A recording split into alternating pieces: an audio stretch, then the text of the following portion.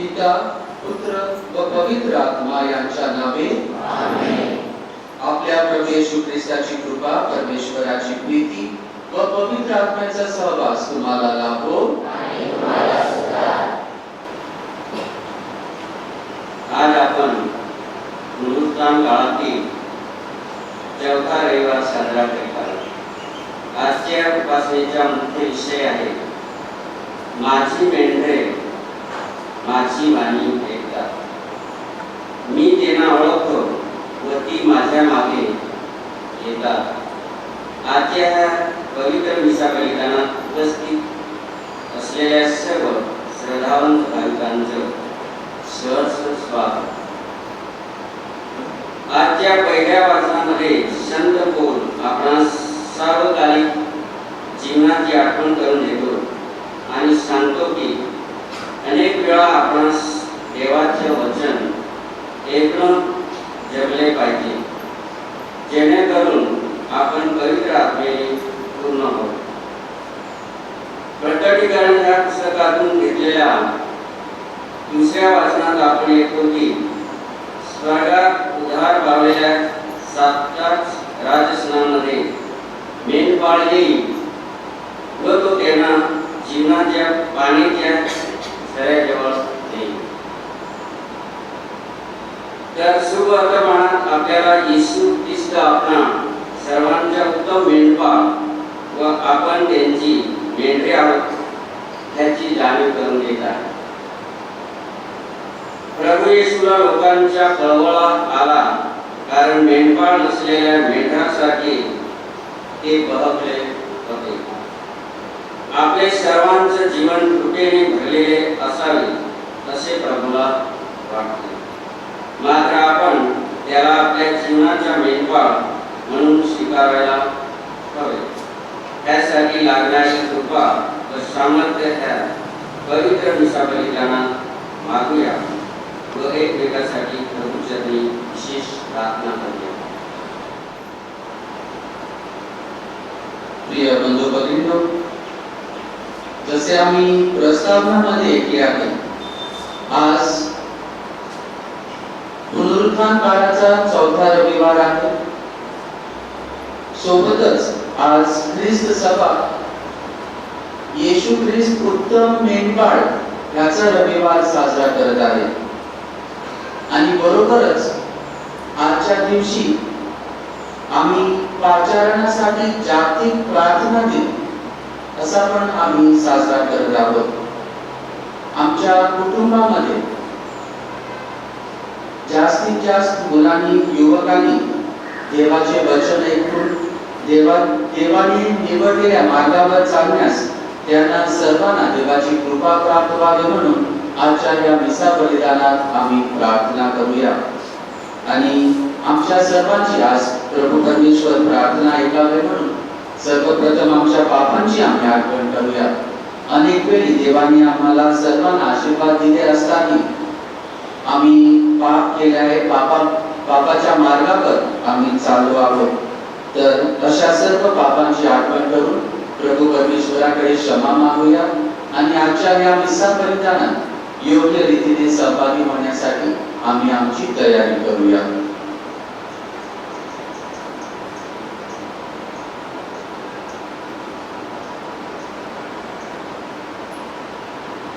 सर्वजण आपण म्हणूया, सर्वशक्तिमान परमेश्वराजवळ व तुम्हा बंधू भगिनींजवळ मी कबूल करतो की कल्पनाने, शब्दाने, कृत्याने, वचनाने मी फार पापी केले आहे।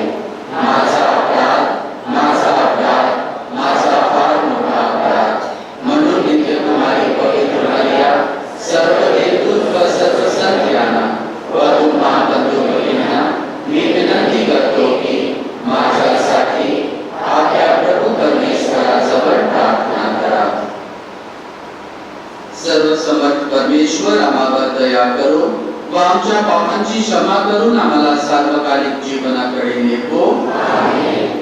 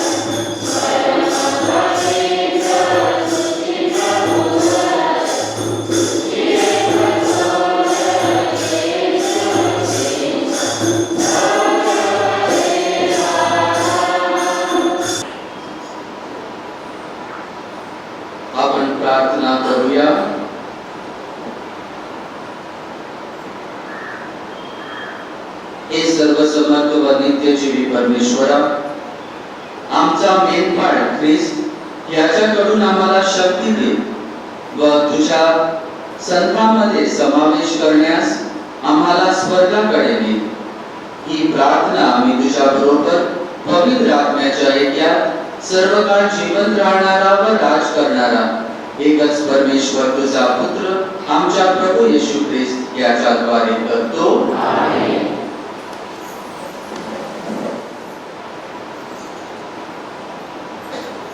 पहा, आम्ही परराष्ट्रीयांकडे वळतो। ख्रिस्तांची कृत्ये या पुस्तकातून घेतलेले वाचन। पौल आणि बर्नबा हे पिरगा येथून निघून फिरत पिसिदियातील अंतोकिया येथे पोहोचले आणि सब्बात दिवशी सभास्थानात जाऊन बसले। सभास्थानातील सभा संपल्यावर यहुदियातील आणि भक्तिमान यहुदी मतानुसार यांच्यातील पुष्कळ जण पौल आणि बर्नबा यांचे मागे गेले। त्या दोघांनी त्यांच्याबरोबर बोलून देवाचे कृपेत टिकून राहण्यास त्यांचे मन वळवले। पुढच्या सब्बात दिवशी बहुतेक सर्व नगर देवाचे वचन ऐकायला जमले, पण लोक समुदायास पाहून यहुदी लोकांना हेवेमुळे चेव आला आणि पौल जे बोलला त्याला विरोध करून ते अपशब्द बोलू लागले। तेव्हा पौल आणि बर्नबा हे निर्भीडपणे म्हणाले, देवाचे वचन प्रथम तुम्हाला सांगायचे अगत्य होते, तरी ज्याअर्थी तुम्ही त्याचा अहेर करता आणि आपल्याला सार्वकालिक जीवनाकरिता अयोग्य ठरवता, त्याअर्थी पहा, आम्ही परराष्ट्रीयांकडे वळतो। कारण प्रभूने आम्हाला आज्ञा दिली आहे की पृथ्वीच्या दिगंतापर्यंत तू तारणवावीस, म्हणून मी तुला राष्ट्रांचा प्रकाश कसे करून ठेवले आहे। हे ऐकून परराष्ट्रीय आनंदित झाले आणि त्यांनी देवाच्या वचनाचा महिमा वर्णिला। तेव्हा जितके सार्वकालिक जीवनासाठी नेमलेले होते तितक्यांनी श्रद्धा ठेवली आणि प्रभूचे वचन त्या सर्व प्रांतात पसरत गेले। तेव्हा यहुदी लोकांनी बुद्धिमान व कुलीन स्त्रियांना आणि नगरातील मुख्य पुरुषांना चितवले आणि पौल व बर्नबा यांचा छळ करून त्यांना आपल्या सीमेबाहेर काढून दिले। त्यामुळे ते आपल्या पायाची धूळ त्यांच्यावर झटकून इकुने येथे गेले। इकडे शिष्य आनंदाने आणि पवित्र आत्म्याने पूर्ण झाले। हा प्रभूचा शब्द आहे।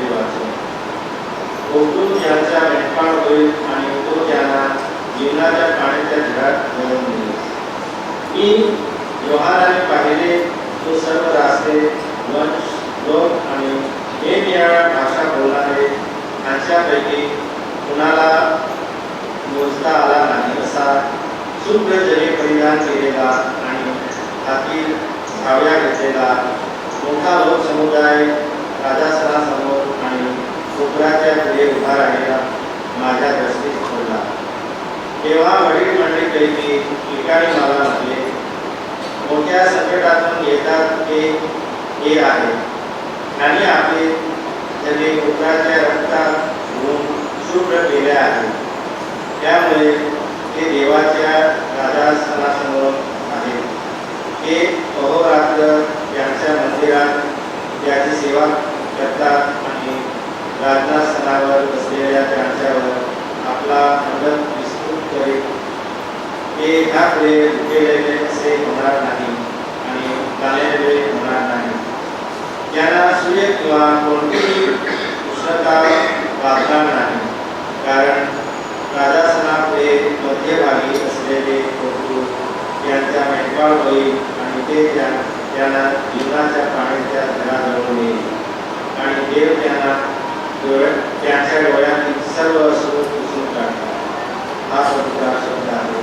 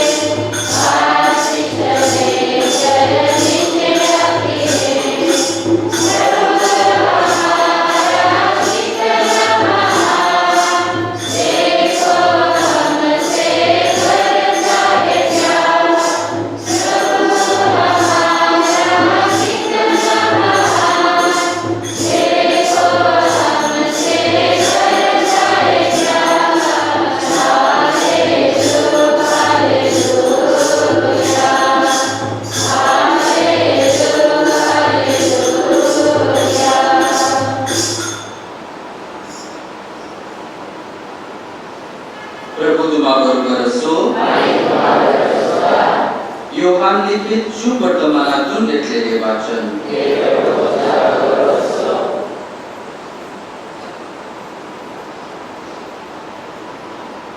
येशू यहुद्यांना म्हणाला, माझी मेंढरे माझी वाणी ऐकतात, मी त्यांना ओळखतो आणि ती माझ्या मागे येतात.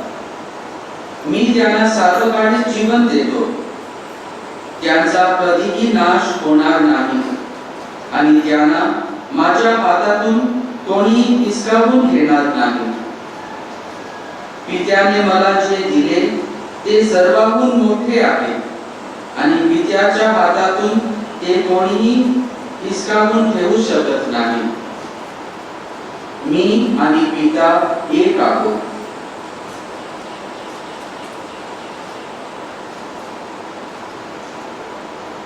प्रभूचे हे शुभ वर्तमान.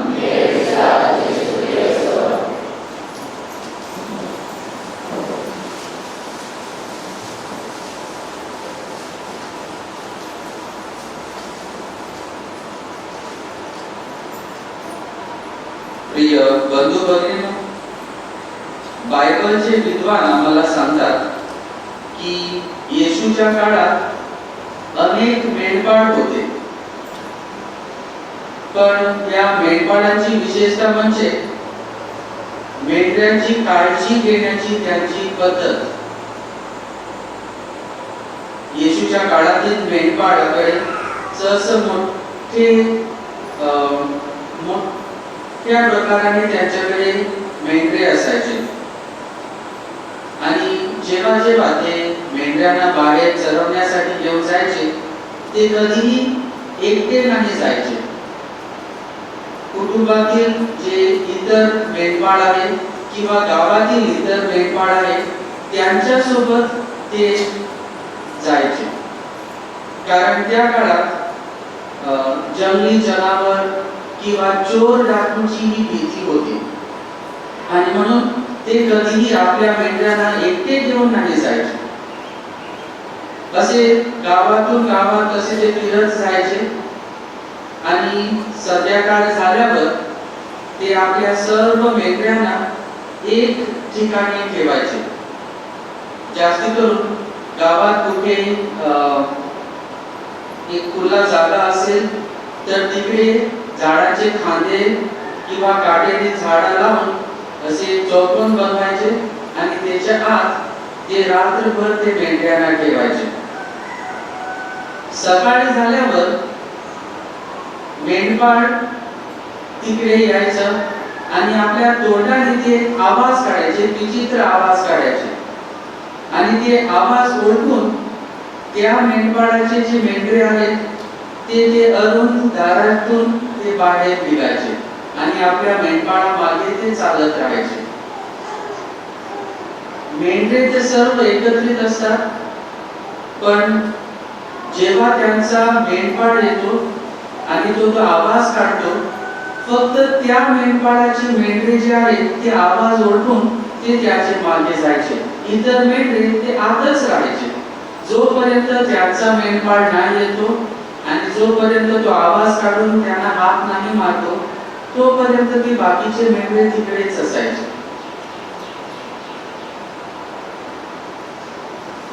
मेंढपाळाचा हा जो आवाज होता, कधी ते सिटी मारायचे किंवा तोंडाने असे विचित्र ते आवाज काढायचे आणि हा आवाज जो मेंढपाळ काढत होता,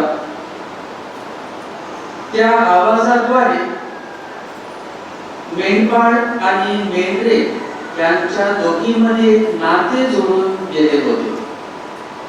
तो आवाज जो आहे त्या नात्याचा तो एक माध्यम होता, कारण ते मेंढरे आवाज ऐकून ते मेंढपाळाला ओळखायचे आणि मेंढपाळा मागे ते जायचे. हा अनुभव येशूच्या काळातील अनेक लोकांनी, अनेक मेंढपाळांनी त्यांच्या वैयक्तिक जीवनात ते अनुभवले होते आणि हा जो त्यांचा सामान्य अनुभव होता, हा वापरून येशू आपल्यामध्ये आणि आपल्या शिष्यामध्ये जो नाता आहे त्याच्या विषयी आपल्या शिष्यांना तो शिक्षण देत आहे. येशूच्या काळातील जे मेंढपाळांचा अनुभव होता किंवा सामान्य लोकांचा अनुभव होता, त्यांनी पण हे बघितले होते. आमच्या काळात पण तसे काहीतरी अजून सुद्धा आहे. गुजरात साईडला किंवा राजस्थानला किंवा इतर ठिकाणी पण जेव्हा मी फिरतात, असे रस्त्यावर आम्हाला मेंढपाळ आणि मेंढरे मोठ्या संख्येने आम्हाला दिसतात. आमच्या भाषेत आम्ही त्यांना काय सांगतात? काय? बरवाड. मेंढ्याचे कळप आणि बरवाड हा अनुभव आम्ही पण बघितला आहे आणि आम्ही पण घेतला आहे, कारण आमच्या इथे गुजरातमध्ये, राजस्थानमध्ये असे अनेकदा आम्हाला ते दिसतात.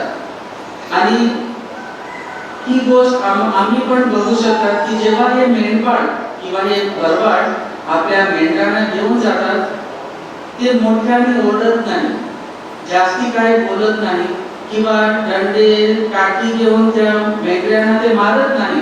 फक्त आवाज काढून ते आपल्या मेंढऱ्यांना कंट्रोल करतात किंवा मेंढरे त्यांचे ते आवाज ऐकून त्या मेंढपाळा मागे ते जातात.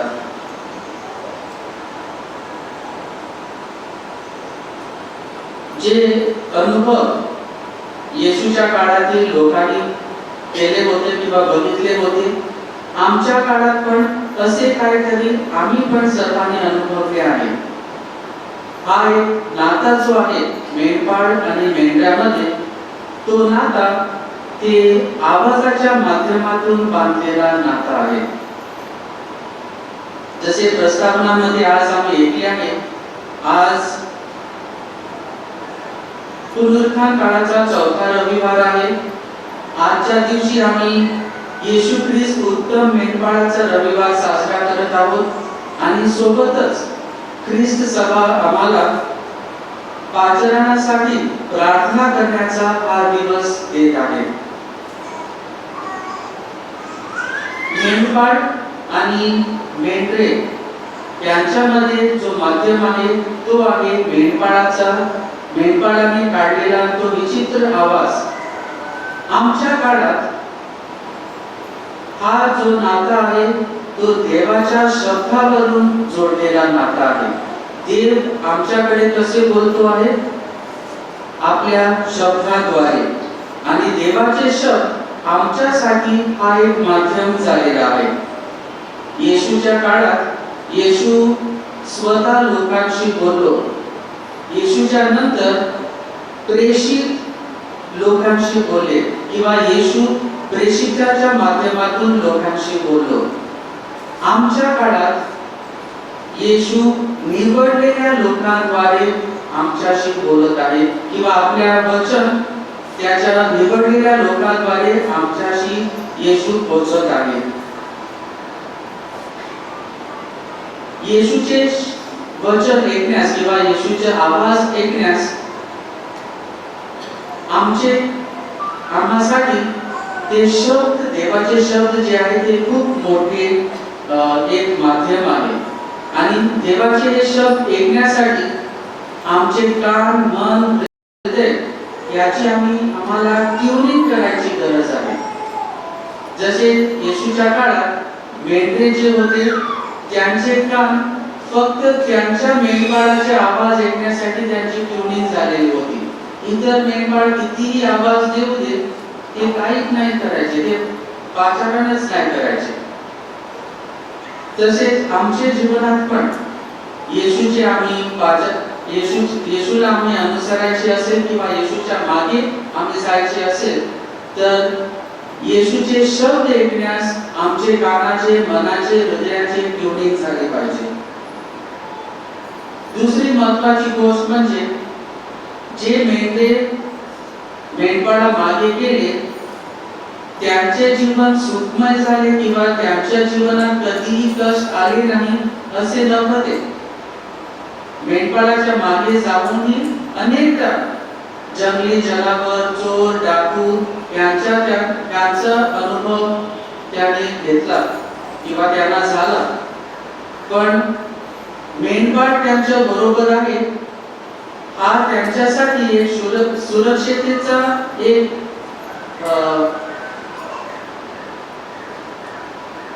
एक खात्री झाली त्यांना की मेंढपाळ आमच्या बरोबर आहे.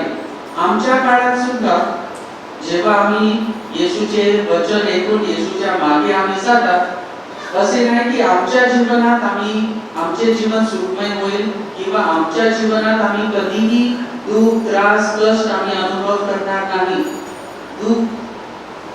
दुःख, कष्ट आमच्या जीवनात तर असतीलच, पण आम्हाला एक खात्री आहे, सुरक्षिततेची खात्री आहे की उत्तम मेंढपाळ येशू ख्रिस्त आमच्यामध्ये आहे. आजच्या पहिल्या वाचनात आम्ही संत पौल आणि बार्नबासची गोष्ट ऐकली.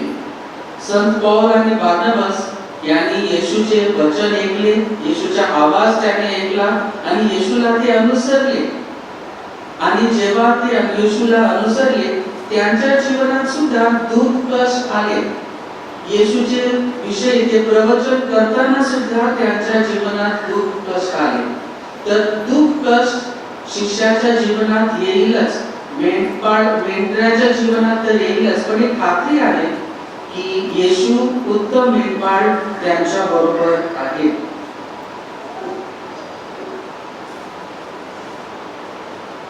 आज जेव्हा ख्रिस्त सभा आम्हाला सर्वांना पाचारणासाठी प्रार्थना करण्यास आम्हाला सर्वांना आवाहन करत आहोत, हे थोडे विचार आमच्या मनात ठेवूया. आज आम्ही देवाचे वचन ऐकण्यासाठी आमची तयारी आहे काय? आमचे कान, आमचे मन, आमचे हृदय येशूचे वचन ऐकण्यास आमची ट्यूनिंग झालेली आहे काय? आमचे लहान मुलं किंवा युवक किंवा इतर लोकांच्या जीवनात पण आम्ही नजर टाकली तर आमच्या जीवनात आज खूप गोंगाट आहे. गोंगाट सांगतात ना, खूप गोंगाट आहे. आणि हा गोंगाट कसला? कॉम्प्युटर, मोबाईल, टीव्ही, वेगवेगळे प्रकारचे ऍप्स आहेत, मोबाईल गेम्स आहेत आणि हे सर्व आमचे जीवन जे आहे हे सर्वांमध्ये गोंधळून गेले आहे. सोशल नेटवर्किंग साइट्स आहे, फेसबुक आहे, इंस्टाग्राम आहे, असे अनेक वस्तू आहेत आणि हे सर्व वस्तूच्यामुळे आमच्या जीवनात एक गोंगाट झालेला आहे. आणि गोंगाट जोपर्यंत आमच्या जीवनात आहे देवाचे शब्द आमच्या कानावर पडणार काय? देवाचे शब्द किंवा देवाचा आवाज आम्ही ऐकू शकणार काय? कदाचित नाही. आणि म्हणून देवाचे शब्द ऐकण्यासाठी आमच्या कानाची, मनाची, हृदयाची आम्ही ट्युनिंग केली पाहिजे. जोपर्यंत आमच्या जीवनात ती ट्युनिंग नाही होत, उत्तम मेंढपाळ येशू जो आम्हाला आवाज देत आहे तो आवाज आम्ही ऐकू शकणार नाही. आमच्या काळात किंवा आमच्या जीवनात आम्ही आधुनिक काळाचे लोक आहोत.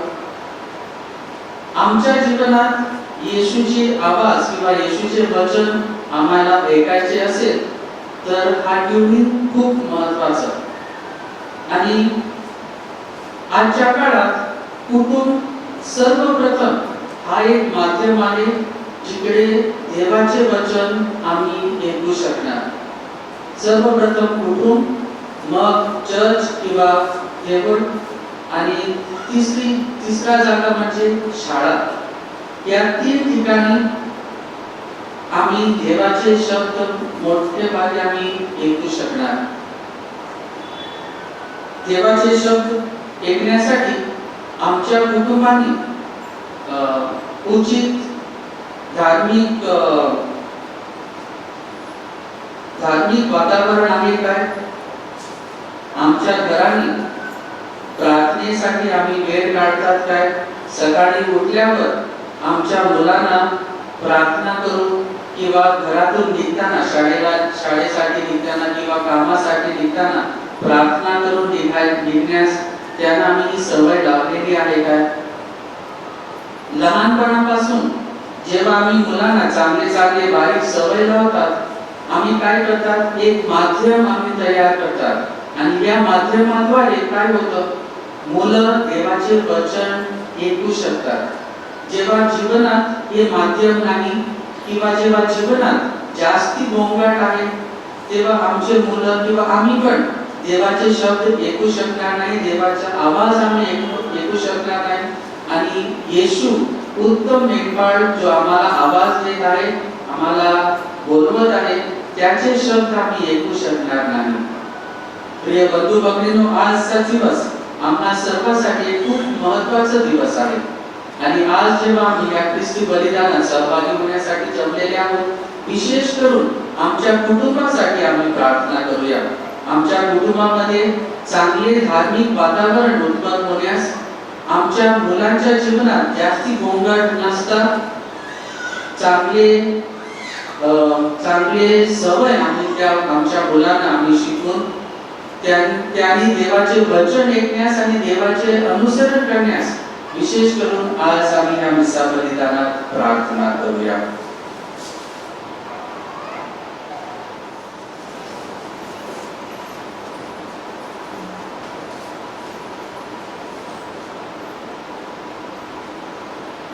येशू उत्तम मेंढपाळाचे शब्द किंवा वचन ऐकून आम्ही सर्वांनी त्याच्यावर श्रद्धा ठेवली आहे. तर आता याच आमच्या श्रद्धेची आम्ही प्रकटीकरण करूया आणि सर्वजण आपण एकत्रित म्हणूया. स्वर्ग आणि पृथ्वी यांचा उत्पन्नकर्ता सर्वसमर्थ परमेश्वर पिता यावर माझा विश्वास आहे. त्याचा एकुलता एक पुत्र आमच्या प्रभू येशू ख्रिस्त यावर माझा विश्वास आहे. तो पवित्र आत्म्याचे योगाने गर्भी संभवला, मुलांमध्ये जन्माला, पवित्र पिलाताच्या मार्गाने त्याने दुखवले, त्याला क्रूसावर केले, तो मरण पावला, त्याला पुरले, तो गर्भात उतरला, तिसऱ्या दिवशी मेल्यावर उठला, जगात चढला आणि सर्व समर्थ देव त्याच्या उजवीकडे बसला आहे. ते मृत जिवंत आणि मेलेल्यांचे न्याय करावयास येऊन आहे. पवित्र आत्मा, पवित्र रक्त, ख्रिस्त सभा, संतांचा परस्पर संबंध, पापांची क्षमा, देवाचे पुनरुत्थान आणि अनंतकाळचे जीवन यावर माझा विश्वास आहे. प्रिय बंधू भगिनींनो, यावेळी आमची काय प्रार्थना विशेष करून आमच्या कुटुंबाने देवाचे वचन आमच्या मुलांनी युवकांनी ऐकण्यास आम्हाला सर्वांना कृपा मिळावी म्हणून प्रार्थना करूया. विश्वातील ख्रिस्त सभेचे द्वार सांभाळणारे आपले परमगुरू पोप स्वामी फ्रान्सिस, महागुरू स्वामी बिशप फिलिप नेरी, प्राणीरथ तसेच धर्मगुरू, धर्मबंधू भगिनी व सर्व प्रापंचिक या सर्वांना आपले आरोग्य लाभावे व त्याच्या कार्यावर प्रभूचा आशीर्वाद असावा म्हणून आपण प्रभूचरणी प्रार्थना करूया.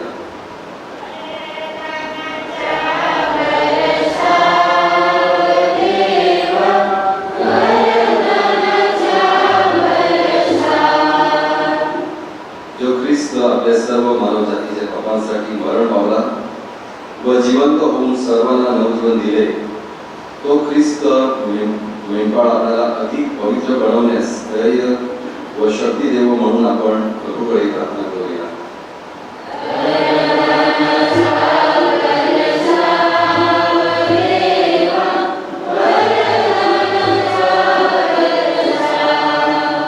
जी मेंढरे मेंढपाळाची पाने ऐकत आहेत आणि जी माणसे मेंढपाळ असलेल्या मेंढरासारखी वागलेली आहेत, अशांना परमेश्वराच्या मदतीने सन्मार्गावर चालण्यास कृपा व शक्ती मिळावी म्हणून आपण प्रभूचरणी प्रार्थना करूया.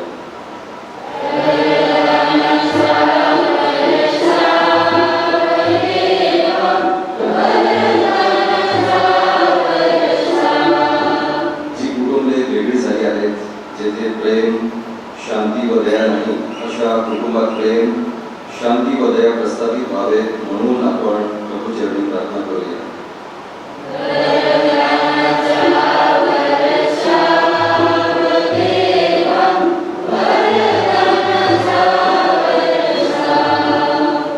हे प्रभू येशू, तूच उत्तम मेंढपाळ आहेस. आज आपण इथे एकत्रित जमलो असताना आपण स्वतःसाठी न जगता इतरांसाठी जगावे व आपले जीवन कृपेने भरलेले असावे म्हणून आपण प्रभूचरणी प्रार्थना करूया.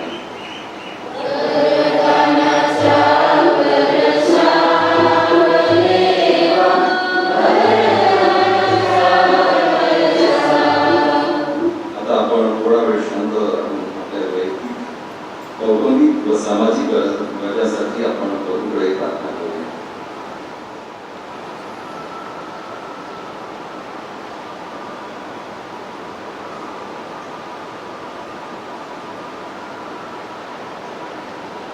हे स्वर्गीय पित्या, तुझ्या लोकांच्या या जीवनातील अनेक गरजांची तुला जाणीव आहे.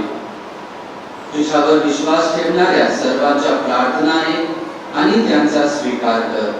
ही प्रार्थना आम्ही आमच्या प्रभू ख्रिस्ताद्वारे करतो. आमेन.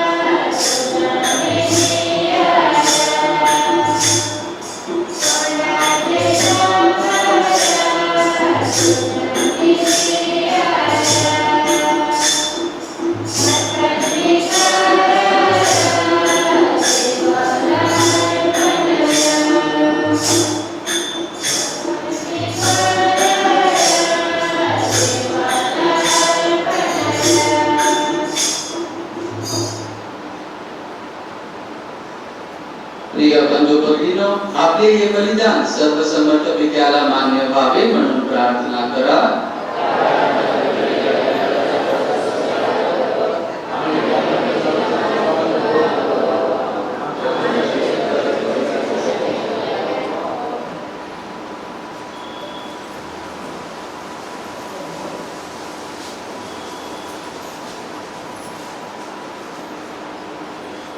हे प्रभू, या पुनरुत्थानाच्या दिव्य रहस्याद्वारे आम्हाला नव जीवन दे. आमच्या तारणकर्त्या प्रभूच्या अखंडित मुक्ती कार्यामुळे आम्हाला सर्व काळचे सुख दे. ही प्रार्थना मी आमच्या प्रभू ख्रिस्ताद्वारे करतो. प्रभू तुम्हा बरोबर असो. तुमचे अंतःकरण प्रभूकडे लावा. प्रभू आमचा परमेश्वर याचे आभार मानूया. हे पवित्र पित्या, सर्वसमर्थ सनातन परमेश्वरा, आमच्या प्रभू येशू ख्रिस्ताद्वारे आम्ही तुझे नित्य व सर्वत्र आभार मानावे हे योग्य व तारणदायक आहे. ख्रिस्त आमचा पुनरुत्थान बली बनला. या घटनेचे या पुनरुत्थान काळात आम्ही स्मरण करतो व मोठ्या आनंदाने तुझे स्तवन गातो. तो आमचा याजक व आमचा मध्यस्थी आहे. आमच्या तारणाकरिता तो नेहमी मध्यस्थी करीत असतो. ख्रिस्त यज्ञ बली आहे. तो यापुढे कधीही मरणार नाही. ख्रिस्त एकदा बली दिलेले देवाचे कोकरू आहे. ते सर्व काळ जिवंत राहील. त्याच्या पुनरुत्थानाचा आनंद सर्व जगाला नव जीवन देतो. स्वर्गातील सर्व गायक वृंद सदा सर्वदा तुझ्या वैभवाचे गीत गातात. त्यांच्या गोड सुरात आमचे मधुर सूर मिसळून आम्ही तुझे गुणगान गातो. पवित्र पवित्र पवित्र प्रभू, सर्वसमर्थ परमेश्वर, स्वर्ग आणि पृथ्वी जळजळीत आहे. परमसर्वाचे जयकार, प्रभूच्या नावाने धन्य, परमसर्वाचे जयकार.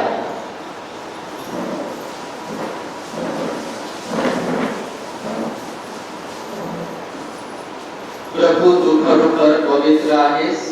सर्व पावित्र्याचा तू उगम आहेस.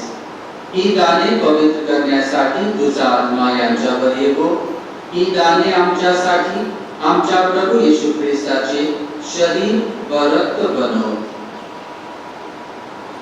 स्वेच्छेने स्वीकारलेल्या आपल्या दुःख सहनापूर्वी त्याने भाकर घेतली, तुझे आभार मानले आणि भाकर मोडून ती आपल्या शिष्यांना देत म्हटले, तुम्ही सर्वजण ही घ्या आणि खा. हे माझे शरीर आहे. हे तुमच्यासाठी अर्पिले जाईल.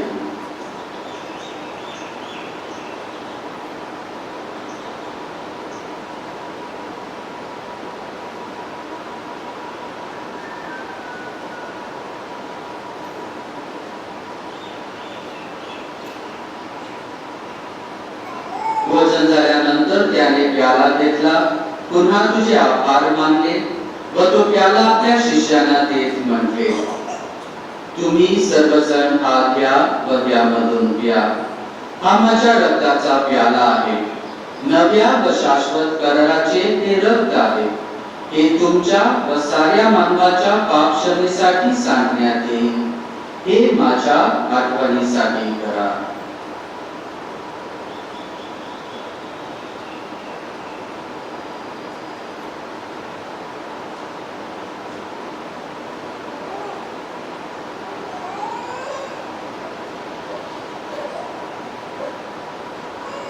श्रद्धेच्या रहस्याचा आपण जयघोष करूया.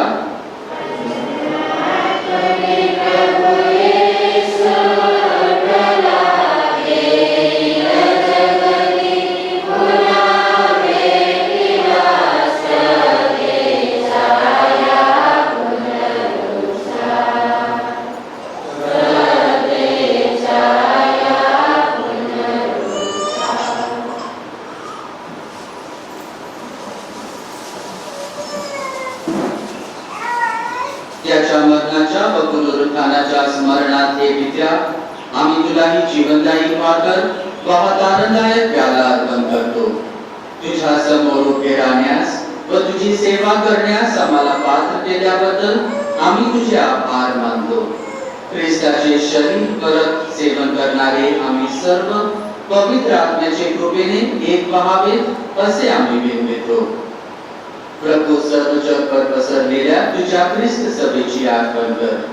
आमचे परम गुरु फ्रान्सिस, आमचे महागुरु फिलिप नेरी व इतर सर्व धर्मगुरु यांच्यासह आमची तुझ्या प्रेमात उत्तरोत्तर वाढ कर.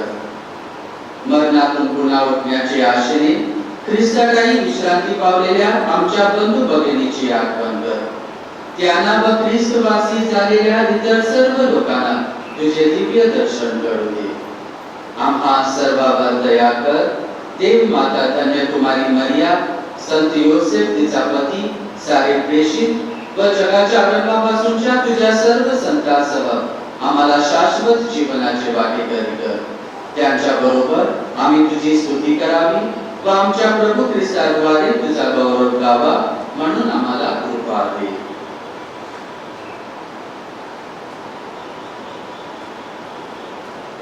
ख्रिस्ताद्वारे, ख्रिस्तासह, ख्रिस्ताठायी पवित्र आत्म्याच्या ऐक्यात हे सर्व समर्थ पित्या तुझा सन्मान व गौरव सदा सर्वदा हो. आमेन.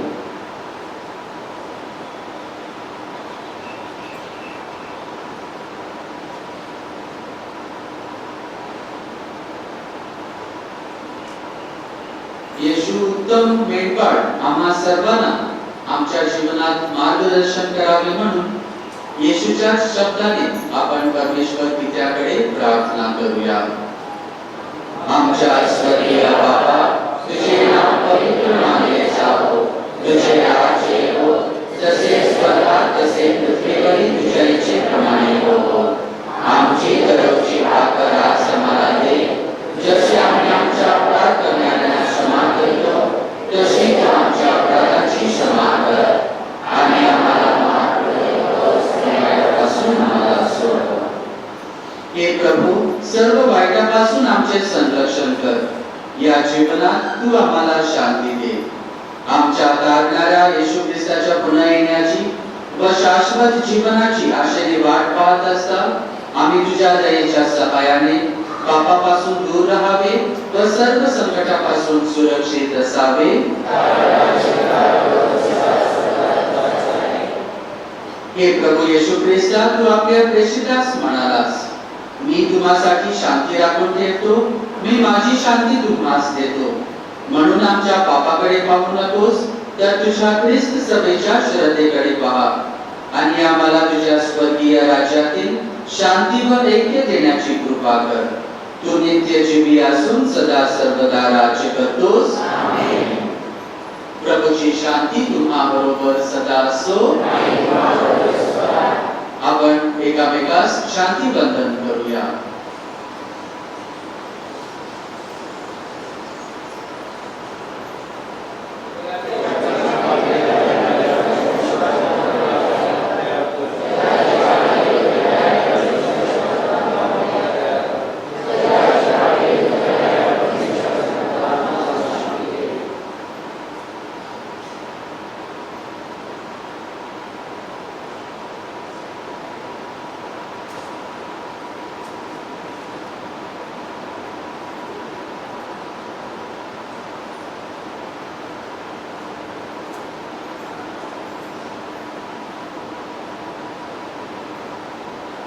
जगाची पापे दूर करणारे देवाचे कोपरू पहा.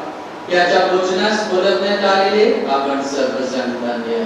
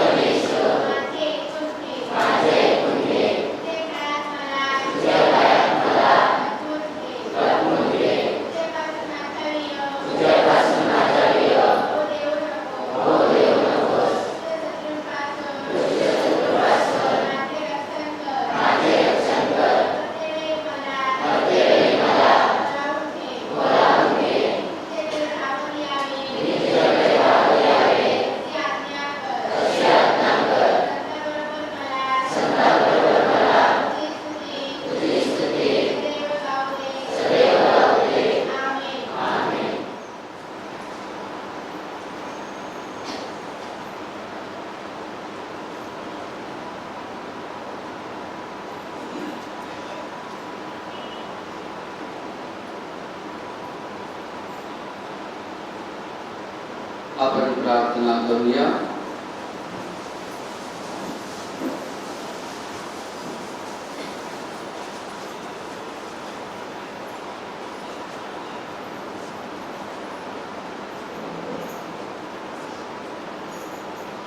हे सर्वसमर्थ बाबा, सनातन मेंढपाळा, ख्रिस्ताच्या रक्ताने तारण प्राप्त झालेल्या तुझ्या कळपाचा सांभाळ कर व अभिवचनाच्या प्रदेशात त्याला घेऊन जा.